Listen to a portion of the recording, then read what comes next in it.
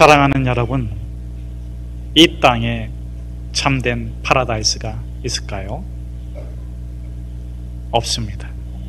그러나 완전한 파라다이스는 있습니다. 완전한 파라다이스는 하나님의 나라입니다. 점점 다가오는 하나님의 나라는 어느 순간에 홀연히 도래할 것입니다. 둘째, 이 땅에 참된 파라다이스는 있다. 이 땅에 참된 파라다이스는 있습니다. 그러나 물질적인 파라다이스는 없습니다. 육체적인 파라다이스는 없습니다. 그렇다면 정신적인 파라다이스는 당연히 없습니다. 자신을 외면하고 세상을 외면하고 다른 이들을 외면하는 현실의 외면, 삶의 외면, 자기 외면만이 있을 뿐입니다. 최근에는 종종 정신적 파라다이스가 발견되기도 한다고 합니다. 일례로 남편을 쥐잡듯 잡던 아내가 갑자기 남편을 바라보는데 징그러운 눈빛으로 바라본다고 하고, 다시 태어나면 남편과 다시 결혼하겠냐는 질문에 다시 태어나면 남편과 꼭 다시 결혼하겠다고 대답했다고 한다는 것입니다. 마침내 평생 원수로 지내던 남편과 파라다이스를 이룬 것입니다. 이분이 어떻게 정신적 파라다이스를 이뤘는지 그 비결이 공개되었습니다. 비결은 치매에 걸린 것입니다. 싸우고 다투고 괴롭던 상처, 허탕이 다 지워지고 나니까 파라다이스입니다. 이렇게 치매에 걸려서라도 파라다이스에 이를 수 있다면, 열반에 이를 수 있다면 얼마나 좋겠습니까? 그러나 이 세상에 정신적 파라다이스는 없습니다. 치매에 걸린 아내, 치매에 걸린 남편, 치매에 걸린 가족 때문에 그 주변의 사람들이 얼마나 정신적 고통에 시달립니까? 자기 혼자 편하게 살겠다고 산속에 들어가고 가족을 버리고, 자기 혼자 편하겠다고 현실을 외면하고, 자기 혼자 편하겠다고 세상을 등진, 남이야 살든지 죽든지 말든지 상관하지 않는 수행자들에게 혹자는 이렇게 질타합니다. 수행자가 되지 말고 생산자가 되십시오. 당신의 평안함으로 다른 이가 평화를 누려야 합니다. 당신의 기쁨이 다른 이의 행복이어야 합니다. 당신의 축복이 다른 이와 함께 나누는 축제가 되어야 합니다. 당신의 슬픔은 위로이고 당신의 고통은 우리가 함께하는 기도가 될 것입니다. 우리의 죽음조차도 삶을 새롭게 하는 생명입니다. 수행자가 생산자의 참모습을 예수님께서 잘 보여주셨습니다. 예수님은 하늘 보좌를 버리고 인간으로 오셨습니다. 인간의 모든 죄를 용서하기 위함입니다. 예수님은 십자가까지 수행하셨습니다. 그 용서의 결과는 무엇입니까? 의인일까요? 안타깝게도 예수님은 죄인이 되셨습니다. 용서하면 죄인의 십자가를 집니다. 죄인으로 재판받고 죄인으로 채찍에 맞고 죄의 십자가에 달려 죽임을 당하기도 합니다. 예수님은 그렇게 십자가의 죽음을 기뻐하십니다. 그가 찔림은 우리의 허물 때문이요, 그가 상함은 우리의 죄악 때문이라. 그가 징계를 받음으로 우리는 평화를 누리고, 그가 채찍에 맞음으로 우리가 나음을 입었도다. 우리는 다 양 같아서 그릇 행하여 제 갓길로 갔거늘 여호와께서는 우리 모든 죄악을 그에게 담당시키셨도다. 예수님의 생명이 죄인을 의인으로 살게 하십니다. 미움을 받아 사랑으로, 절망을 소망으로 생산하셨습니다. 생산자이신 예수님이 우리에게 요구하는 것이 있습니다. 우리로 생산적인 삶을 살아가도록 요구하시는 것이죠. 새 계명을 너에게 주노니 너희가 서로 사랑하라.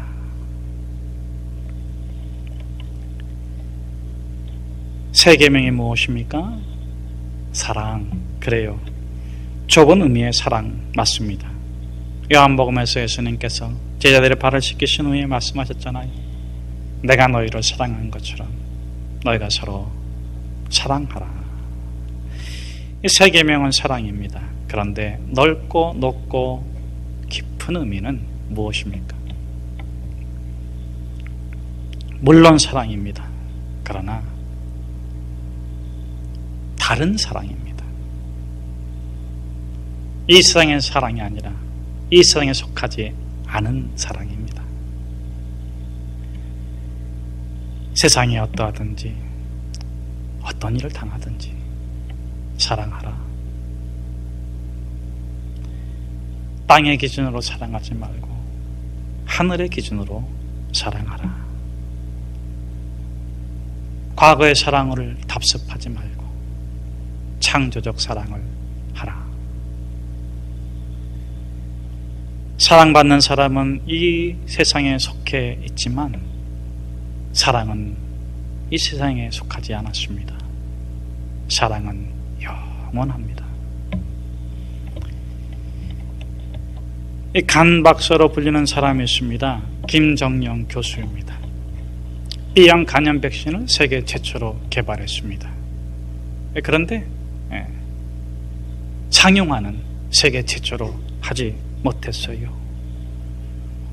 세 번째로 상용화를 이르게 되었습니다. 왜 최초로 백신을 개발해놓고 상용화가 세 번째가 된 걸까요? 보건복지부가 인증을 해줘야 되는데 인증을 받지 못했기 때문입니다. 그 인증받지 못한 이유가 참 흥미로워요. 기준이 없기 때문에 인증해 줄 수 없다는 것입니다. 여러분 보세요. 세계 최초니까 당연히 뭐가 없습니까? 기준이 없잖아요.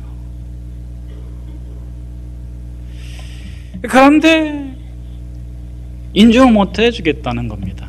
결국 1981년 미국의 마크 샤프앤 드덤 회사와 프랑스의 파스테르 연구소에서 차례로 개발하고 상용화된 이후에 그것을 기준 삼아서 인증해줬어요. 첫째도 놓치고 둘째도 놓치고 꼴찌가 됐습니다.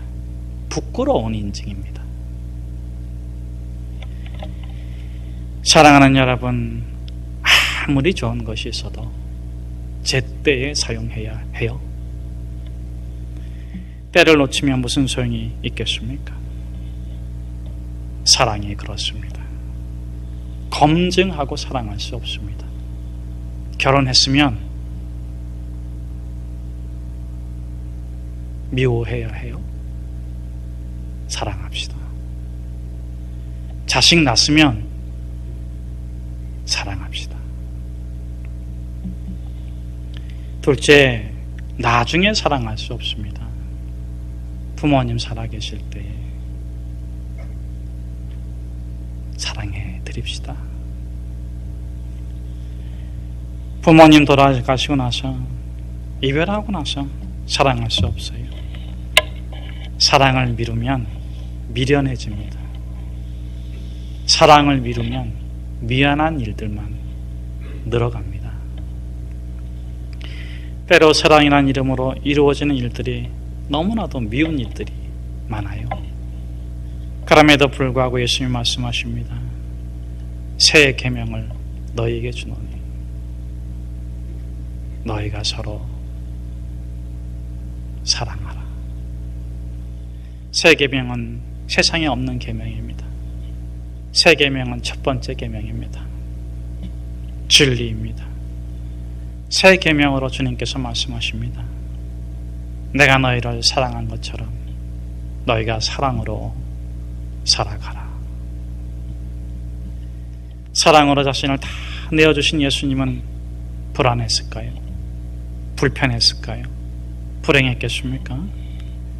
그분은 거룩하게 행복하고 순결하게 즐겁고 단순하게 풍성한 삶의 축복을 누리셨습니다. 사랑 안에 거하면 영적 안식이 있습니다. 이 세상의 물질적 안식, 정신적 안식은 없습니다. 영적 안식은 있습니다. 한 어머님이 임종을 맞이했습니다. 침대에 누워 있습니다. 세 아들이 있는데 그 세 아들이 찾아와서 마지막 임종 인사를 나눕니다. 큰 아들에게 굿나잇, 둘째 아들에게 굿나잇, 셋째 아들에게는 굿바이. 큰 아들이 엄마에게 키스해 줍니다. 둘째 아들도 엄마에게 굿나잇 키스를 해줍니다. 근데 이 셋째 아들은 키스를 못하고 엉엉 울어요. 엄마, 왜 형들한테는 굿나잇 하시고 나한테는 굿바이 하세요? 이 굿나잇의 우리말에 의미적으로 번역을 해보면 그렇습니다. 잠 잘 자고 내일 아침에 만나자. 굿바이는 잘 가라. 다시 만날 기약이 없는 고별 인사입니다. 굿나잇. 잠시 뒤에 다시 만날 거야. 잠 잘 자고 만나자. 굿바이. 잘 가라. 잘 가라. 이 셋째 아들이 엉엉 울면서 엄마에게 물어보니까 엄마가 셋째 아들을 꼭 붙잡습니다. 그리고 얘기해 줍니다. 얘야, 형들은 믿음을 잘 지켰으니 내가 천국 가면 기다리고 있으면 만난다. 너는 믿음을 버렸으니 기약이 없구나.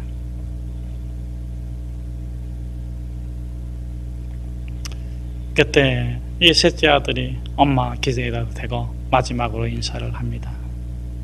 엄마, 저도 예수님 잘 믿을게요. 그러자 엄마가 마지막 숨을 몰아쉬면서 마지막 인사를 해요. 굿나잇, 굿나잇. 오늘 본문은 이 안식에로 우리를 초대합니다. 진리의 안식으로 들어오라. 우리 15절에서 19절의 말씀을 같이 한번 함께 읽겠습니다. 성경에 일러스되 오늘 너희가 그의 음성을 듣거든 격노하게 하시던 것 같이 너희 마음을 완고하게 하지 말라 하였으니 듣고 격노하게 하던 자가 누구냐? 모세를 따라 애굽에서 나온 모든 사람이 아니냐? 또 하나님이 40년 동안 누구에게 노하셨느냐? 그들의 시체가 광야에 엎드러진 범죄한 자들에게가 아니냐? 또 하나님이 누구에게 맹세하사 그의 안식에 들어오지 못하리라 하셨느냐? 곧 순종하지 아니하던 자들이 아니냐? 이로 보건대 그들이 믿지 아니함으로 능히 들어가지 못한 것이라. 성 어거스틴은 내 영혼이 하나님 품에 이르기까지 내게 안식이 없습니다. 하나님 품 안에서만이 내 영혼이 편안히 쉴 수 있습니다. 그렇게 말을 했습니다. 그런데 안타깝게도 우리는 하나님을 볼 수도 없고 만질 수도 없습니다. 그러나 하나님은 사랑이십니다. 비록 삶이 고달프고 괴로울지라도 십자가 사랑 안에 거하면 하나님 품 안에 거하게 됩니다. 이스라엘 사람들이 애굽에서 출애굽을 했어요. 가나안 땅을 향해 갑니다. 고통을 위함입니까? 비극을 위한 것입니까? 불행하게 살려고, 아기다툼하려고 그 애굽에서 나왔습니까? 안식에 이르기 위함입니다. 자유가 없는 땅이 아니라, 폭력에 지배받는 땅이 아니라, 차별받는 땅이 아니라, 산의 진미가 없을지라도 자유가 있고, 힘센 군대가 없을지라도 서로를 아껴주고 지켜주는 안식을 위함입니다. 오늘 본문은 이 사건을 소재로 오늘 거친 광야를 살아가는 믿음의 사람들이 어떻게 안식을 누릴 수 있는가, 영적 안식에 관해서 말씀해 주십니다. 첫째, 참된 소망을 가지면 안식을 얻습니다. 패러데이 법칙이 있는데, 패러데이라는 사람이 만들었어요. 그분의 그 유명한 일화가 있습니다. 그분은 평생의 삶을 그 평범한 사람으로서 위대한 업적을 남긴 그런 사람으로 많이 존경을 받습니다. 영국 왕립 그 과학자 협회에서 회장직을 제안했는데, 세계에서는 그 계통에서는 최고의 자리인데 그분이 정중히 거절을 해요. 저는 그저 평범한 토마스 패러다이로서 그냥 살겠습니다. 그리고 연구 업적에 전념하는 모습을 보고, 그분은 존경을 많이 받은 분인데, 얼마나 열심히 연구를 했는지 한 번은 열심히 연구하고 있는데 엄마가 들어왔어요. 아기를 이렇게 얼르면서 들어와가지고, 야, 너는 그걸 어디다 쓰려고 그렇게 그냥 그렇게 연구하냐? 애지중지하면서 그렇게 연구하냐? 그랬더니 패러데이가 이제 엄마한테 대답을 해줘야 되는데, 엄마를 가만히 보다가 이래요. 엄마는 그 얘기를 어디다 쓰려고 그렇게 그 애기를 어디다 쓰려고 그렇게 소중하게 키우세요? 그랬더니 엄마가 웃으면서 다 이해했다 그러답니다. 자, 여기서 이제 이해하신 분은 손 내리시고 여러분, 아기를 키울 때 기저귀 갈아주고 밥 먹여주고 치닥거리 해주면서 분노하십니까? 솔직히 얘기하세요. 많이 엉덩이 때렸다고. 그럼에도 불구하고 마음이 평안한 것은 참된 소망. 이 아이가 자라나면 기저귀도 떼고 스스로 밥도 먹고 일도 하고. 사랑하는 여러분, 아기가 자라나듯이 저와 여러분은 반드시 죽게 되어 있습니다.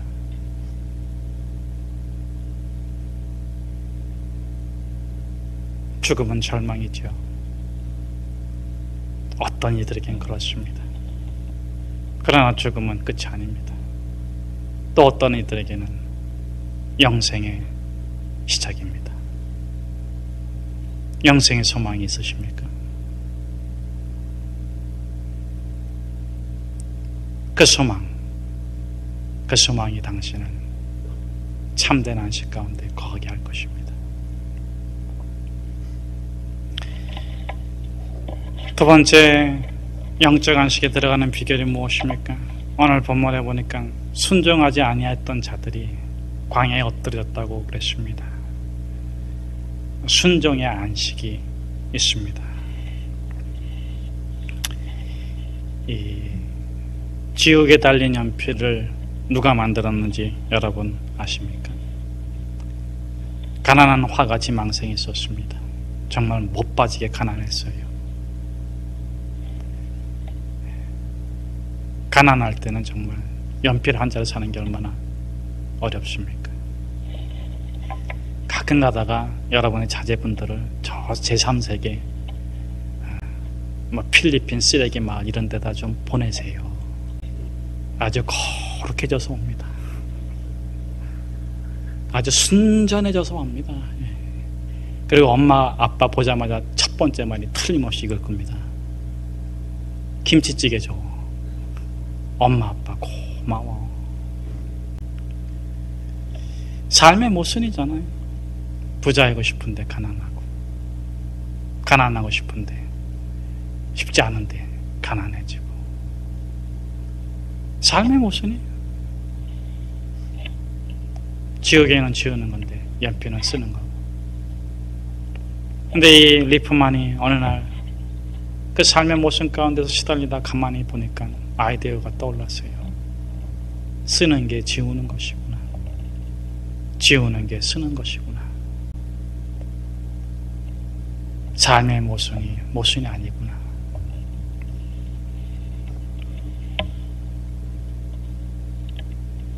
지우개 달린 연필을 만들었어요. 순종의 안식이란 무엇입니까? 모순의 삶.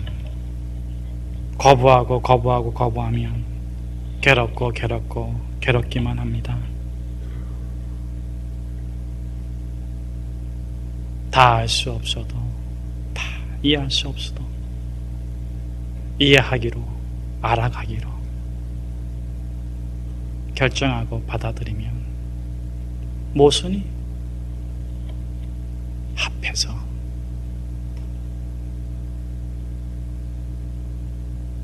삶의 축복이 될 줄로 믿습니다. 셋째, 오늘 본문에서 믿음의 안식을 얘기해주고 있습니다. 믿음으로 반응하지 않은 자들이 광야에서 다 엎드려졌어요. 어느 마을에 당나귀가 우물에 빠졌습니다. 주인이 아무리 어떻게 우물에 빠진 당나귀를 건져낼까 궁리해도 방법이 없습니다. 마침 당나귀도 늙었고 우물도 이제 파묻어야 될 우물이니까 파묻기로 합니다. 아주 당나귀가 그냥 살려달라고 그냥 고래고래 소리를 지르는데 동네 사람들이 다 나왔어요. 이게 무슨 일인가. 여차여차하니 파묻읍시다. 동네 사람들이 삽을 가지고 와서 흙을 파묻기 시작합니다. 아주 당나귀가 아주 그냥 이제는 그냥 죽이겠다고 소리를 지릅니다. 아주 그냥 고래고래 소리를 질러요. 그래, 네가 이 주인의 마음을 어찌하냐 하면서 이 늙은 주인이 흙을 계속 파묻습니다. 그런데 조금 지나니까 소리가 조용해졌어요. 이게 어쩐 일인가 하고 우물 안을 들여다봤더니 이 당나귀가 자기 위에서 내리는 흙을 발로 밟고 올라서기 시작한 거예요. 할렐루야. 살아났답니다. 사랑하는 여러분,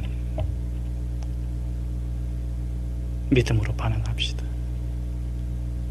왜 하나님께서 광야에 두실까?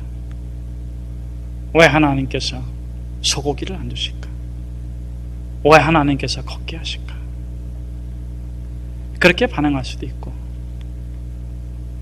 이 광야에서 어떤 일을 하게 하실까? 소고기 안 주시면 어떤 고기 주실까? 이 광야에서 하나님께서 허락하신 것은 무엇일까? 믿음으로 반응할 때 안식이 있습니다. 흙을 발로 밟고 일어서는 당나귀가 얼마나 행복했겠습니까? 사랑하는 여러분, 영적 안식은 믿음의 안식입니다.